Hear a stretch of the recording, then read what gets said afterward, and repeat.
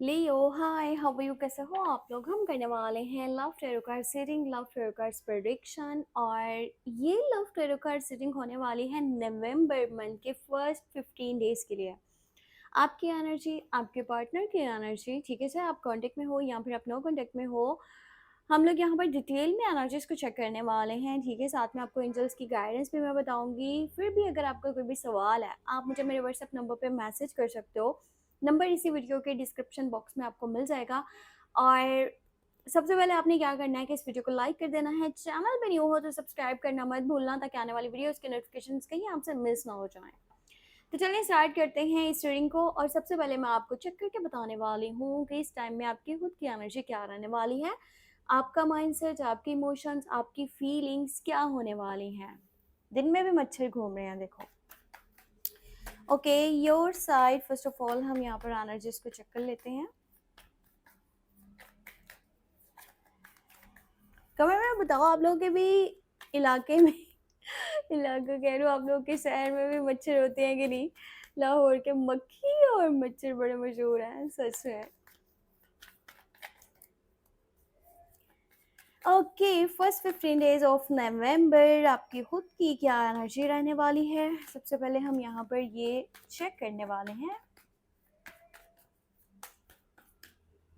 Okay, your side hermit, S of pentacle, और यहाँ पर है क्वीन ऑफ सॉर्ड्स। ठीक है, अच्छा, यहाँ पर एनर्जीज कुछ इस तरह की है कि भाई आप थोड़ा सा ऐसा होता है ना, जैसे इंसान अपने आप में रहता है, अपने आप में रहने की कोशिश करता है। दुनिया में क्या हो रहा है, आसपास क्या हो रहा है, इन लव लाइफ, ठीक है, रिलेशनशिप साइड, पर्सन क्या सोच रहा है, क्या सोचेगा, फिलहाल इन सारी चीज़ों से ना आपने मुंह मोड़ा हुआ है। इस तरह की एनर्जी में आप मुझे दिख रहे हो, हर्मिट की एनर्जी है। तो इंसान खुद को ढूंढने की कोशिश करता है, खुद के बारे में ज़्यादा सोचोगे। ठीक है, आपकी खुशियाँ कहाँ हैं, आपका सुकून कहाँ है, ठीक है, आप कहाँ पर हो, आपको क्या करना चाहिए, आपके लिए क्या इम्पोर्टेंट है। ठीक है, आपके गोल्स, आपके जो है ना लाइफ में ड्रीम्स, आपके डिज़ायर्स, अभी आप उनके बारे में ज़्यादा सोचने वाले हो। और ये एनर्जी इस तरह की भी है कि ज़्यादा जो है ना इंसान बातचीत करने के मूड में नहीं होता। तो आपका माइंडसेट ऐसा होगा कि भाई कोई मुझसे बातचीत कर रहा है, नहीं कर रहा, कोई फर्क नहीं पड़ता। ठीक है, तो आप अपनी जिंदगी के बारे में ज्यादा सोचोगे, खुद के ऊपर ध्यान दोगे, खुद के ऊपर फोकस करोगे। इनफैक्ट ऐसे कह सकते हैं कि जैसे इंसान थोड़ा सा ना डिस्टेंस मेंटेन करके रखता है ना लोगों से, और कुछ ऐसी सिचुएशन से जहाँ पर आपको मेंटली डिस्टरबेंस क्रिएट हो रहा है, ठीक है, इरिटेशन हो रहा है या फ्रस्ट्रेट हो रहा है, आप उस माहौल में फिलहाल नहीं रहना चाहते हो। चाहे फिर वो आपके मतलब कह लें कि फैमिली मेंबर्स हैं, दोस्त हैं, रिश्तेदार हैं, लवर हैं, आपका थोड़ा सा ना इस मंथ के अंदर एक अलग ही तरह का एटीट्यूड मुझे दिख रहा है।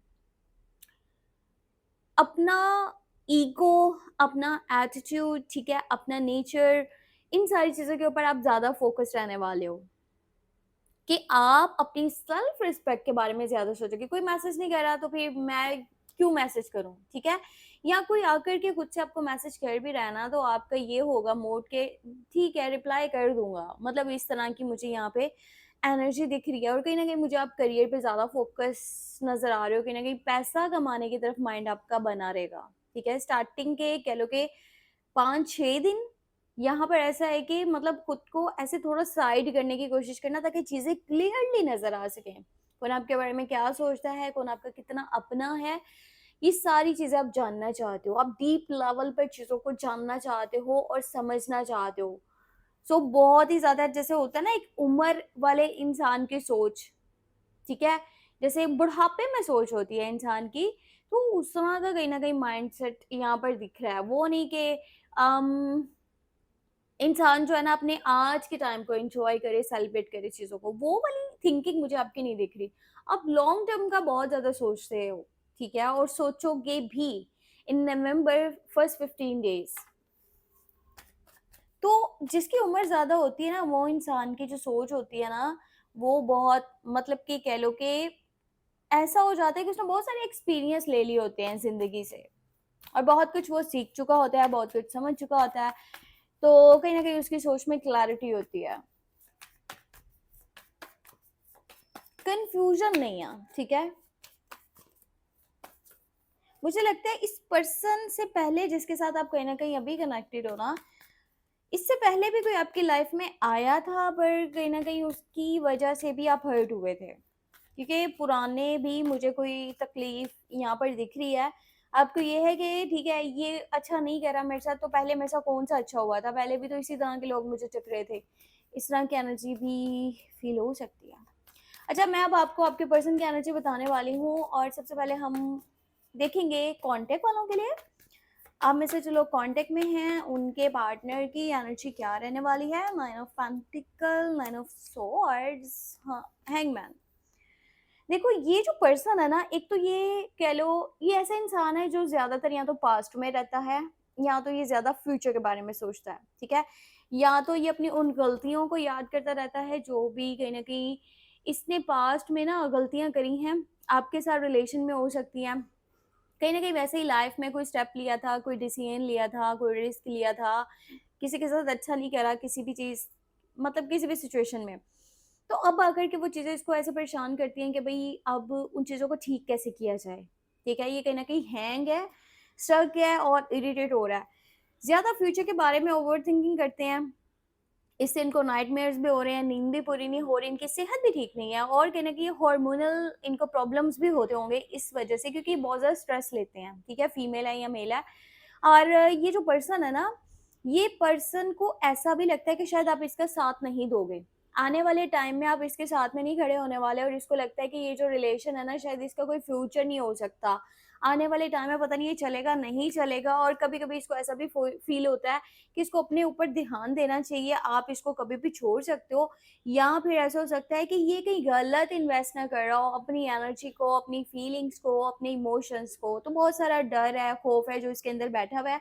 और ये जो चीज़ें हैं ना, फ्यूचर को लेकर के टेंशन्स लेना, या फिर पास्ट के बारे में कुछ चीज़ें हैं जो सोच के परेशान है, तो ये आपके रिलेशनशिप के ऊपर ना थोड़ा सा इफेक्ट क्रिएट करेंगे, क्योंकि ये पर्सन भी कम्युनिकेट करने के ज़्यादा मूड में नहीं है।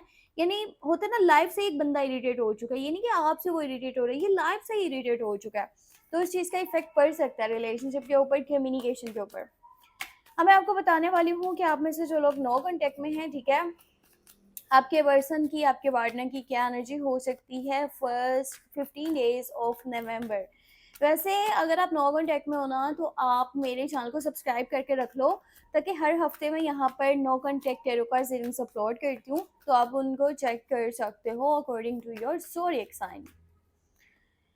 ओके, सो आपके पर्सन को तो मिल रहा है कर्मा। ये लीजिए, आपके पर्सन को मिल रहा है कर्मा, इनको इनके कर्मों की सजा मिलने वाली है फर्स्ट 15 डेज ऑफ नवंबर। ये जो पर्सन है ना, इसको कोई बहुत बड़ी तकलीफ मिल रही है, बहुत बड़ा दुख इसको मिल रहा है, और कहीं ना कहीं वो सारी चीजें अब इसको एक बहुत बड़े पछतावे में डालने वाली हैं जो इसने आपके साथ किया, ठीक है। मुझे लग रहा है कि आपकी जो पर्सन है ना, जिसके साथ आप नो कांटेक्ट में हो, उसी की गलती की वजह से चीजें खराब हुई हैं। आप लोगों का जो रिलेशन टूटा है ना, उसी की वजह से टूटा है। आप लोग आज नो कांटेक्ट सिचुएशन में हो, एक दूसरे से दूर हो, एक दूसरे को आज सोच रहे हो पर बात नहीं कर पा रहे। तो ये पर्सन गलत होने पर भी अपनी गलतियां नहीं मानता, इसका नेचर इस तरह का है। ये नहीं एक्सेप्ट करते कि इनसे कहाँ पर गलती हुई है, क्योंकि इनको लगता है कि वो चीज़ इनके इमेज को, इनके मतलब के नेचर को किसी के भी सामने बहुत ज़्यादा लो दिखा सकती है। इस वजह से ये कभी भी अपनी मिस्टेक्स को मानना नहीं चाहते। पर ये टाइम में इस पर्सन को कर्मा मिलने वाला है, इस पर्सन को इसके कर्मों की सज़ा मिलने वाली है, इसके फैमिली साइड पे, करियर साइड पे, इमोशनल साइड पे, मेंटली, मतलब किसी भी तरह का कोई बहुत बड़ा धचका इसको लग सकता है। वहाँ पर ऐसा होगा ना कि इसको आपकी याद आने वाली है कि भई ये एक इंसान था जो मेरे साथ खड़ा होता था, जो मेरे लिए करता था, पर मैंने उसके लिए क्या किया, ठीक है? इसको सारी चीज़ें रियलाइज़ होने वाली हैं, और ये पर्सन के आने के भी चांसेस यहाँ पे बने हुए हैं। यानी कि कह लो कि रिकंसिलिएशन, रियूनियन की भी एनर्जी मुझे दिख रही है। ये पर्सन आपके पास वापस आएगा, पर तब भी इसी तरह से जतलाएगा कि गलती तुम्हारी थी, मैं तो ठीक था, मैंने तो कुछ किया ही नहीं।